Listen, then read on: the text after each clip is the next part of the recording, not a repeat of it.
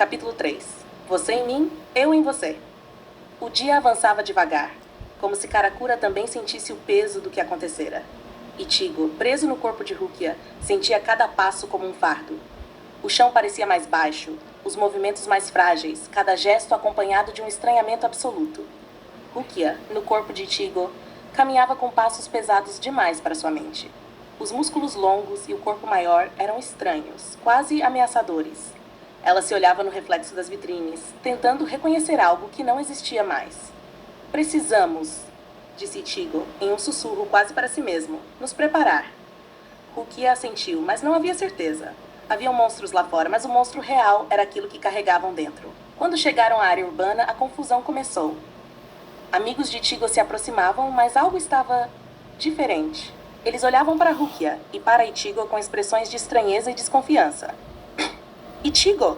Perguntou Orihime, parada diante de ele, olhos arregalados. Oi, respondeu Rukia com a voz grave de Ichigo. O silêncio que se seguiu foi sufocante.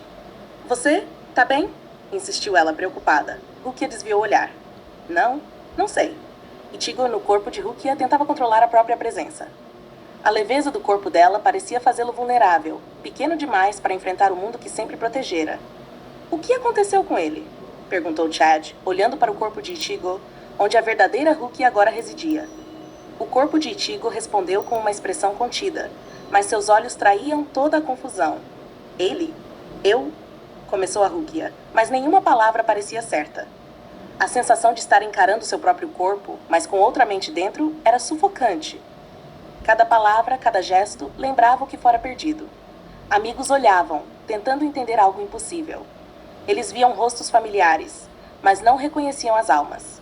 Era como se o mundo inteiro tivesse se distorcido em silêncio. Eu preciso que vocês confiem em mim, disse Ichigo no corpo de Rukia, a voz trêmula. Eu ainda sou eu, de algum jeito. Ninguém disse nada, mas eles sentiram que algo havia mudado, profundo demais para simples explicações. Enquanto caminhavam, o mundo espiritual parecia reagir. Havia uma presença distante, observando, esperando. Os Hollows estavam lá fora, indiferentes à confusão de identidades. Eles atacariam, como sempre.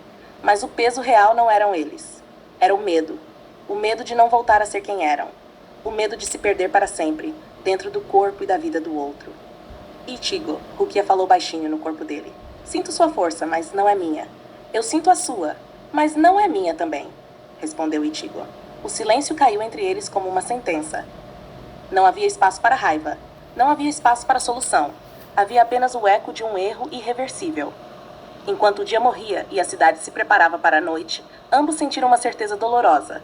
O mundo continuaria indiferente e eles teriam que viver como estavam, para sempre.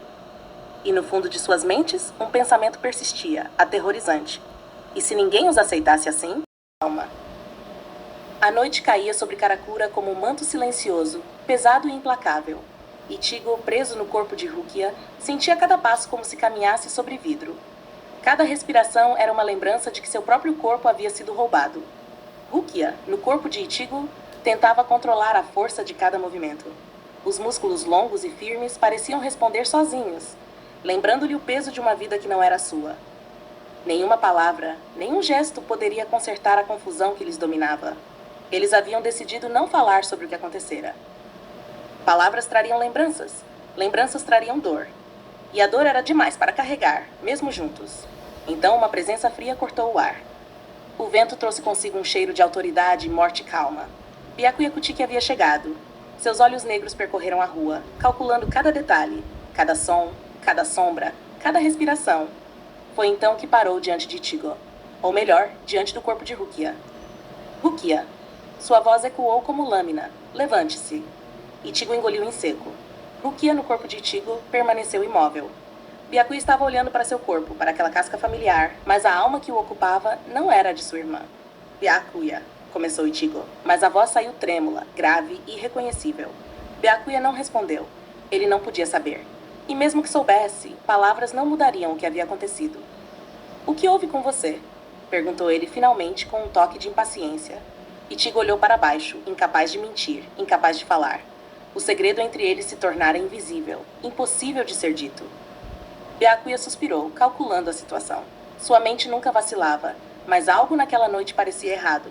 A figura diante dele era familiar, mas não completamente. Ele sentiu a presença de uma alma diferente, uma força que não era de Rukia. Levante-se, repetiu, firme. Ichigo fez o que podia. Subiu, mesmo sentindo cada movimento como se estivesse traindo a si mesmo. E então, algo inesperado aconteceu. O mundo espiritual pareceu reagir. O corpo de Ichigo, agora ocupado por Rukia, começou a brilhar com uma luz azulada, quase fantasmal, e sua alma assumiu uma forma visível.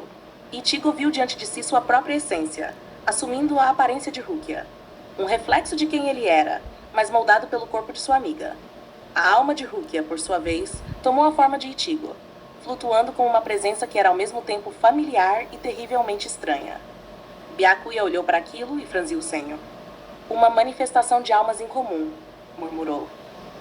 Mesmo ele não podia negar que algo profundo e impossível havia acontecido.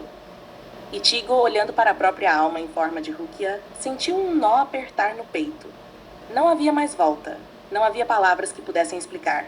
O silêncio se tornou a única ponte entre eles e o mundo. Rukia, encarando sua alma com a aparência de Ichigo, sentiu um vazio que doía mais do que qualquer golpe físico. Era como se sua própria identidade tivesse sido rasgada e remendada com fios que não pertenciam a ela. Byakuya se aproximou e estendeu a mão, tocando o ombro de Ichigo no corpo de Rukia. Você será levada de volta à Sociedade das Almas, disse firme. Mesmo que algo dentro de você tenha mudado, a responsabilidade permanece. Ichigo assentiu silenciosamente, incapaz de protestar. Rukia olhou de relance para ele, e nenhum deles ousou falar. O que quer que fosse dito, poderia romper o frágil equilíbrio de almas que agora mantinham. O vento soprou pela rua, frio e indiferente. As luzes da cidade tremeluziam, refletindo nos olhos daqueles que carregavam destinos roubados. E enquanto Byakuya conduzia Ichigo no corpo de Rukia para o portão espiritual, ambos sentiram a certeza dolorosa. Eles estavam aprisionados, não apenas em corpos trocados, mas nas próprias almas, que agora carregavam rostos que nunca mais seriam seus. O mundo continuava, indiferente. E nenhum de seus amigos jamais compreenderia o peso do silêncio que haviam escolhido carregar. Senkaimon se fechou atrás deles com um estrondo seco. O som ecoou como um ponto final. A Sociedade das Almas se estendia diante de Ichigo, mas não era ele quem estava ali. O chão branco parecia frio demais sob seus pés. O céu era imóvel, indiferente. Nada havia mudado, exceto tudo. Byakuya caminhava à frente, silencioso, impecável, convicto de que estava trazendo sua irmã de volta. Ichigo seguia no corpo de Rukia. Cada passo era uma mentira viva. Ele sentia tudo. A pressão espiritual, o fluxo da Zanpakuto, a presença da neve eterna dentro de si. Soji no Shirayuki respondia sem hesitação. Ela o aceitava, completamente. Aquilo o aterrorizava. Este é o seu lugar, disse Byakuya sem se virar. Ichigo apertou os punhos. Não respondeu. Não podia. Não porque não queria, mas porque algo dentro dele simplesmente não deixava. As palavras morriam antes de nascer. Era como se o próprio mundo tivesse selado sua verdade. No mundo humano, Rukia sentiu o vazio no mesmo instante. O corpo de Ichigo estava pesado, mas não forte. Ela tentou sentir o mundo espiritual, tentou estender a consciência, tentou chamar qualquer fragmento de poder. Nada respondeu. Silêncio absoluto. Era como tentar respirar embaixo d'água sem ar. Então é isso, murmurou sozinha. Ela não era mais Shinigami. Não parcialmente, não temporariamente, nunca mais. O corpo de Ichigo era humano, e agora, ela também, para sempre. De volta à Sociedade das Almas, Ichigo foi levado ao distrito Kuchiki. Servos se curvaram, Shinigamis o saudaram. Bem-vinda de volta, Rukia-sama. Cada palavra era uma facada lenta. Ele sentia o peso do nome dela sobre si, um nome que agora o definia mais do que o próprio. Byakuya parou diante dele. Você mudou, disse finalmente. Ichigo levantou o olhar. Os olhos de Rukia refletiam algo que não lhe pertencia. Sua pressão espiritual está estável demais. Não há conflito, não há fragmentação. Byakuya franziu o senho. É como se você tivesse nascido assim. Ichigo sentiu o estômago afundar.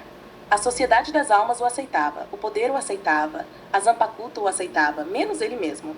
Naquela noite, Ichigo saiu do próprio corpo espiritual. Sua alma se materializou. E como antes, não era Ichigo Kurosaki, era Rukia Kuchiki. A aparência era dela, a forma era dela, a energia era dela, mas a consciência era dele. Ele olhou para as próprias mãos espirituais, mãos que nunca seriam suas. Eu desapareci, sussurrou. No mundo humano, Rukia sentiu o mesmo. Sua alma se desprendeu durante o sono.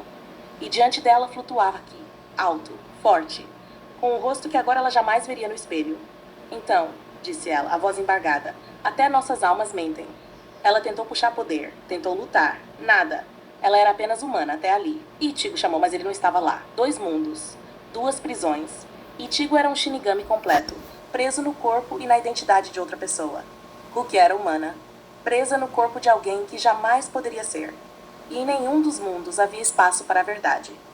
A noite passou, e o destino não se moveu nem um centímetro para ajudá-los.